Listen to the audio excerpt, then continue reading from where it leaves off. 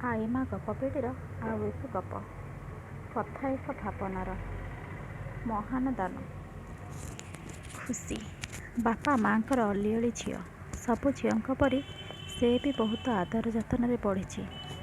ଖୁସି ବ୍ୟବହାର ଓ ଗୁଣରେ ପରିପୂର୍ଣ୍ଣ। ବିବାହ ବୟସ ଆସିଲା। ବାପା ଭଲ ଘର ଭଲ ବର ଦେଖି ବିବାହ କରାଇଲେ। ଶାଶୁଘରେ ପ୍ରଥମେ ସବୁ ଠିକ୍ ଥିଲା। କିଛି ଦିନ ପରେ ଶାଶୁଙ୍କ ଅତ୍ୟାଚାର ଆରମ୍ଭ ହୋଇଗଲା। ପ୍ରତି କଥାରେ ବାପା ତୋର କ'ଣ ଦେଇଛିର କଟୁ ଉକ୍ତି। ଖୁସି ବାପ ଘରେ କାହାକୁ କିଛି କହିପାରେ ନା। ନିଜେ ଭାବେ ଖୁସି ନାଁଟି ଯେପରି ତା'ର ଜୀବନରେ ପରିବର୍ତ୍ତନ ହୋଇଯାଇଛି। ଦିନେ ଶାଶୁଙ୍କର ଏହି ଉକ୍ତିର ଖୁସି ଉତ୍ତର ରଖିଛି। ବାପା ତ ସେହି ସମ୍ପତ୍ତି ଦେଇଛନ୍ତି ଯାହାକୁ ଏତେ ଦିନ ଧରି ସେ ଆଦର ଯତ୍ନରେ ସାଇତି ରଖିଥିଲେ।